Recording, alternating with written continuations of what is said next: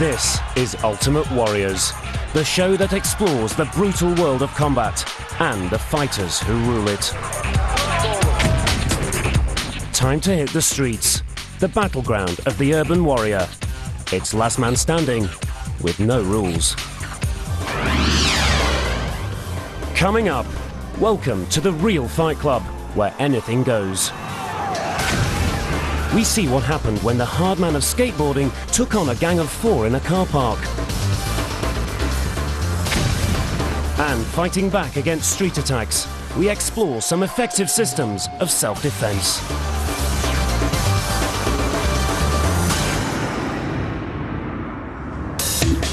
Two young men square up in a New York car park. It could be a scene from the movie Fight Club, but this is the real thing. An organised brawl with a crowd baying for blood.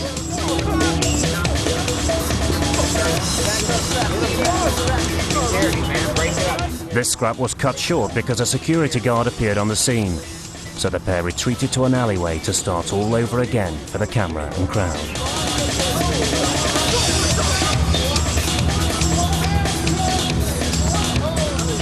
Organised street fights are not that uncommon in some countries, including America.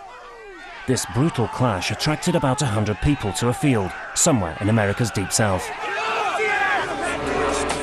There are no rules in the vicious world of the urban warrior. You can punch, kick, gouge, and scratch. Even a kick in the nuts is fine. Forget boxing, wrestling, and martial arts. This is the most primeval form of fighting.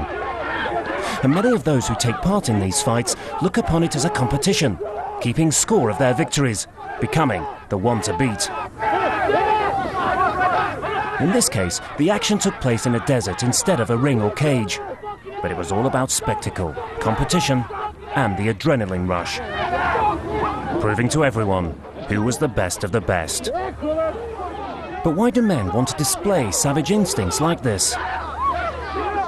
We're made to fight, we're men.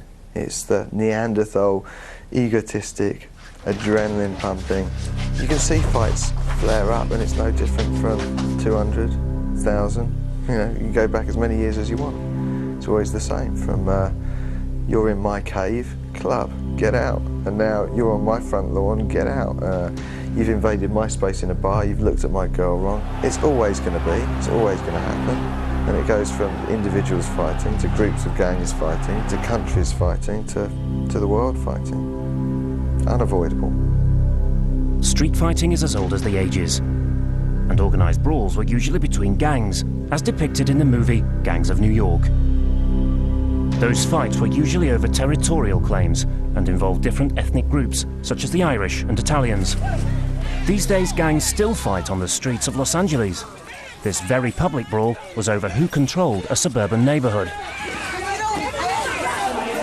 Of course, most fights tend to be spontaneous, generally sparked by too much alcohol or an argument that gets out of hand.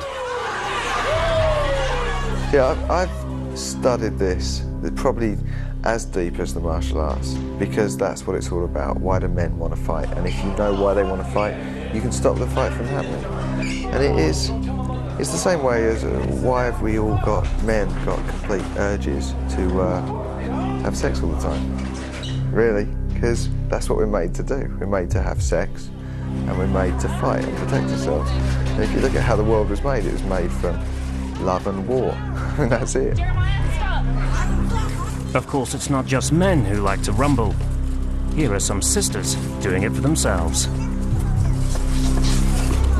But it is men who rule the world of street fighting. They relish the thought of being known as hardnuts, urban warriors, kings of the street.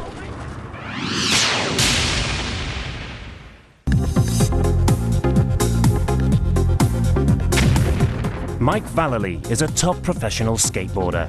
For 16 years, he has entertained his fans around the world with his skills and crazy stunts on the halfpipe. But the mega-friendly man from New York is not one to be messed with.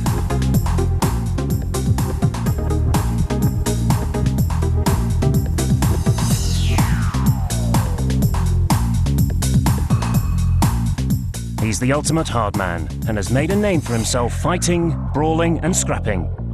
And he has the scars to prove it. From an early age, he decided to use his fists to settle disputes. The earliest fight I can ever remember being in was in kindergarten, and it was against a kid in 3rd grade. And it was something about he threw milk on one of my friends walking home from school. I just thought that was wrong, so I went over and I beat up this 3rd grader, and I guess that's just where everything got started.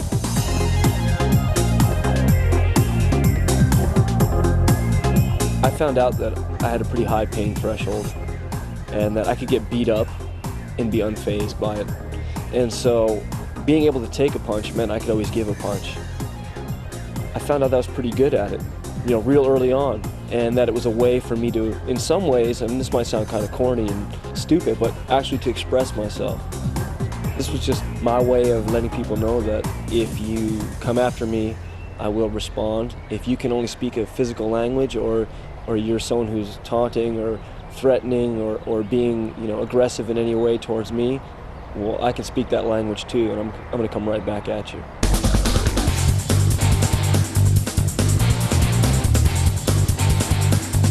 Not all Mike's clashes have been on the streets. He dabbled in pro wrestling and ice hockey. But during one of his skateboarding tours, his reputation soared after he checked into a Seattle hotel. Me and Alex go in the 7-Eleven, Big G waits outside. I go in, I get a bottle of water, Chalmers gets a carton of milk. Just as I'm opening the door, leaving the store, Big G kind of like whizzes past me screaming at somebody. "You motherfucking son of a bitch!" I'm like, whoa, whoa, whoa, what's up, Big G? And I look over and there's 4 guys sitting in a Jeep with a case of beer on their laps. And he's like, Mike, these fellas over here disrespecting skating. I look at him and I go, well, so what? They're a bunch of fucking frat boy jocks. Who the fuck cares? Fuck those guys. And I go, let's go, man. And these guys sitting in their Jeep, as we're walking away, they yell, "Yeah, you skaters are real tough drinking water and milk." And I just stopped. Chalmers and Big G, they stopped too, and I thought you said we're leaving. You know, it's like, nah, I can't let that go. And I turn around, they all get out of the Jeep, and they're like, "We're gonna kick your ass, we're gonna kick his ass, we're gonna kick his ass." So that's funny, boys, because I take all 4 of you myself. And you can see on the footage, this guy's laughing at me. Took my shirt off because I figure you're gonna go with 4 guys, you know, don't give them anything to grab onto. And I proceeded to punch each of them in the head.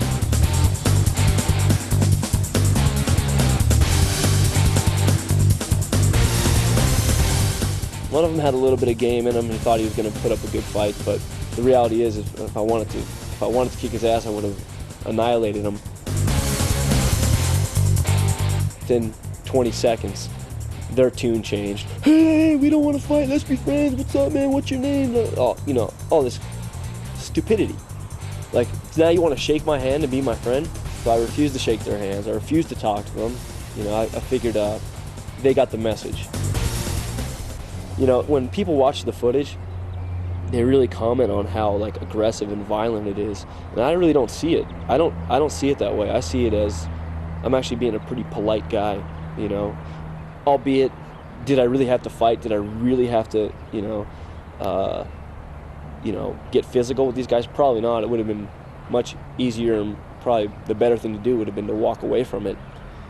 But, it's just one of those moments in life, and one of those moments on that particular night where I just felt that, I wasn't going to back down. I was going to let these guys know that you can't just run your mouth like that to someone you don't know. Mike didn't know the whole fight was caught on camera and was about to be posted on the internet. I had no idea it was being videotaped. Bam Margera of CKY fame and Jackass, he was across the street in the hotel and he heard words being exchanged. He got his video camera out and he taped it. Of all the things I've done in my life, and I reckon I've done some pretty decent things. Whether it's professional skateboarding or, just being a good husband and father and family man, but no one wants to talk to me about any of those things. They want to talk to me about the fact that I beat up 4 guys at once in a 7-Eleven parking lot.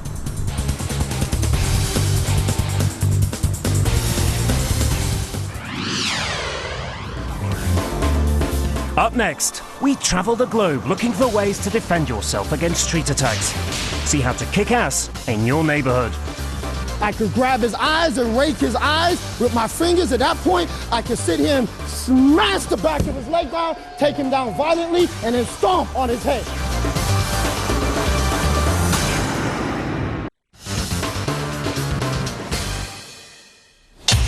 This is Ultimate Warriors. If you were attacked on the street, what would you do? Well, here's a look at some of the best hard-hitting self-defense systems out there. Street crime is on the rise and has spawned a huge industry in self-defense. There are thousands of schools and dozens of systems to choose from.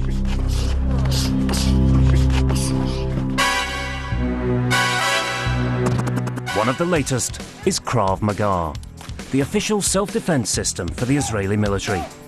Israeli citizens have to do national service, so Krav Maga was developed so they could learn life-saving self-defense in weeks, not years. Krav Maga is means of survival.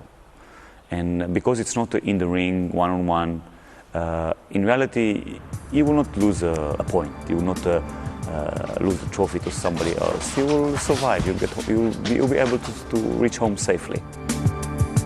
Krav Maga is working in all types of environments. It's cramped places, small rooms, in a car, outside the car, road rage situations, standing, walking, sitting, lying.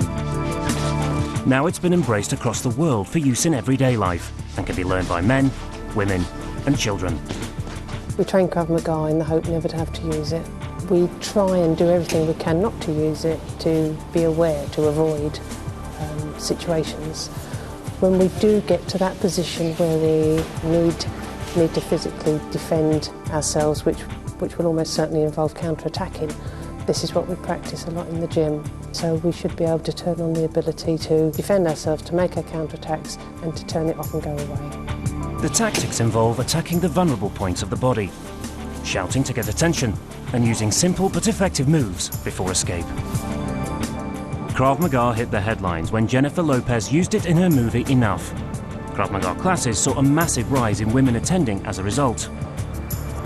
We really did some research, and with my trainer we found out that this Krav Maga technique is something that's learned quickly, that women can actually beat men because you use their body weight against them, you know what I mean? And so it just seemed like the perfect thing. And then about 7 or 8 weeks before we started, I started working on it. Whilst it may work for J-Lo, there are many alternatives to Krav Maga. One of the most explosive for the street is called V-Arnis Jitsu, and it's all the rage in the US. New York City. The Big Apple attracts millions, but can also be fraught with danger and violence. Here we found the home to a self-defense system which has been developed to use on the streets of any bustling city. This is Professor David James. He teaches V-Arnis Jitsu. It's brutal but effective. V-Arnis Jitsu is the most direct street self-defense system that I believe is available. The system was founded by Professor Florendo Visitation, better known as Professor V. One of his goals was to make sure that the average man, the common guy, the non-martial artist, everybody could have a way and a method of learning self-defense without necessarily being a martial artist. The system's made up of jiu-jitsu, Filipino stick and knife fighting, and Thai boxing, and can be learnt in a short amount of time. This system is very unique. It's unique in the way of it's quick, because you don't spend 10 years here to become the grandmaster, to become the black belt so you can be proficient in the street. You be proficient here. Give me 3 weeks of your time. Give me a month of your time. I definitely know I can teach you things that you didn't know. I don't care what level of training you walk through the door with. You don't have to be an athlete here. You could be a couch potato. Your typical guy is sitting down eating popcorn and chips all day long and you enjoy your beer. One thing about this system that's very unique is that I tell people, keep all your bad habits and come and train anyway. People automatically feel that when they join a school and a martial arts club that they have to become just David Carradine character. They have to become a monk. They now have to stop drinking and stop socializing and stop going out and start eating pure and all that, start thinking pure. That's a bunch of nonsense. It has nothing to do with learning how to defend yourself. When the man grabs you and aggressively pulls you towards him, your body goes in. When your body goes forward, my hands are here. His 2 hands are here. These hands are what we call dead hands. He can't take these hands off to hit me. So it gives me enough opportunity to do this. which is projecting the head backwards, sticking my thumbs in his eyes. That allows the groin coming forward. Now I can knee the groin. Now when the groin is shot, the man presents this to me. Now I can knee him to the face, or I can strike the shin, take the shin out, immediately take him down. Next point, boom, stomp the head, look around, I'm out of there, I'm gone. People do not understand the difference between self-defense and fighting. Bang! Self-defense is not fighting. Self-defense is stopping a threat. When you identify the threat, you stop it, you eliminate it before the person gets a chance to get the upper hand on you. That's self-defense training. That's what Jiu-Jitsu is. Touch! That first touch shocks the man, which is palm shot to the face. We touch high. That controls the high strike. We touch low to control the low strike. So we got high and a low concept. Then we touch high again. High! That will then send the body a different message, where the punishment now, the pain is going from high to low to high. His attention span is high. His hands are right here. Once again, because I kicked him high, his body's shot up, which allows me then to get in, apply my choke. I could choke this man out from this point. I could grab his eyes and rake his eyes with my fingers. At that point, I could sit here and smash the back of his leg down, take him down violently, and then stomp on his head. We use the arnis, which is the stick and the knife part of our system. Touch, he will touch, pass, I'll redirect it, and I'll redirect it. And then the Thai boxing is the punching and kicking part of our system.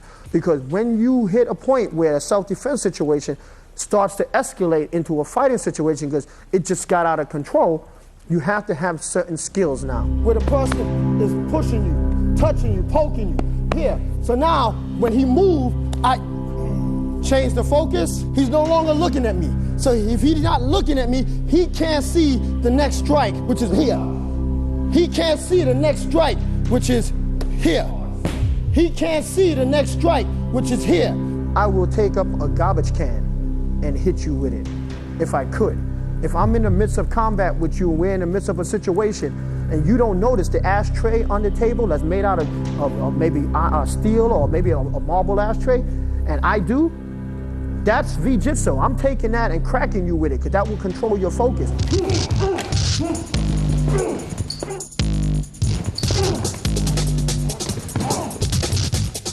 By doing this massive repetition and doing it, I promise you, when it comes time for you to react, your mind will go blank, you'll black out, you won't remember a thing, but as soon as the person holds you or touches you or grabs you into that same type of situation you're more familiar with, the same hole you felt, the same amount of force you felt before, you spark right into action.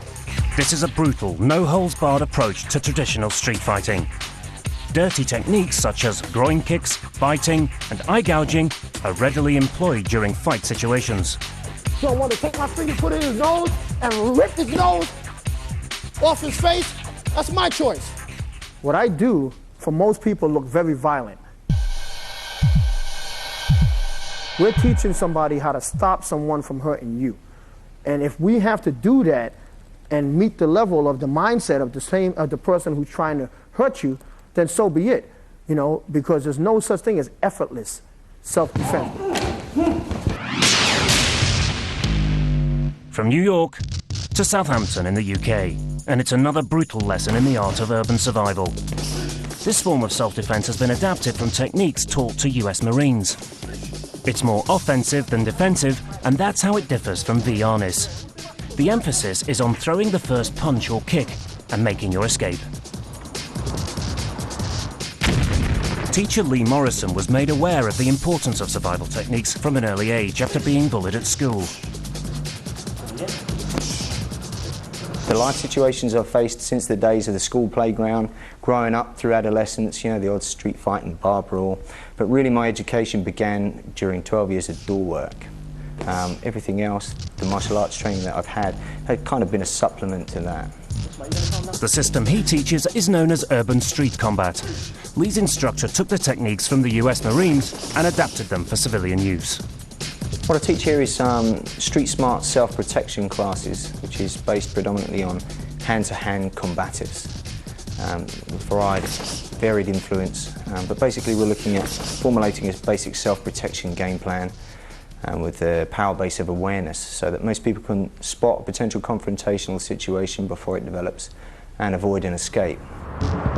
It can be adapted to everyday situations on the street and can be fast and effective. In this example, Lee shows how to lull the attackers into a false sense of security before striking and making a getaway. Anything goes in this system, including the art of deception. But the most important thing, it's backed up with the correct combative mindset. That is, that you have the preparedness and the willingness to do what's ever necessary physically to end a situation should you find yourself in one. The reason I like the combative stuff so much is because it survived the greatest pressure test of all. It was taken to war, and it was tested under the pressure of battle. Originally, it was obviously developed for the military and then adapted for law enforcement and civilian use.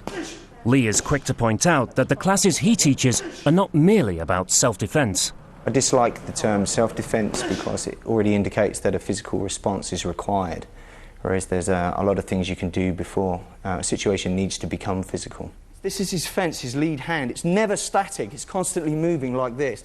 Okay, it's to the individual. You're always going to have your hands in a position where you're going to protect this gap. This is vitally important. Now, if I go from here and slap his hand away like this, I've touched his fence.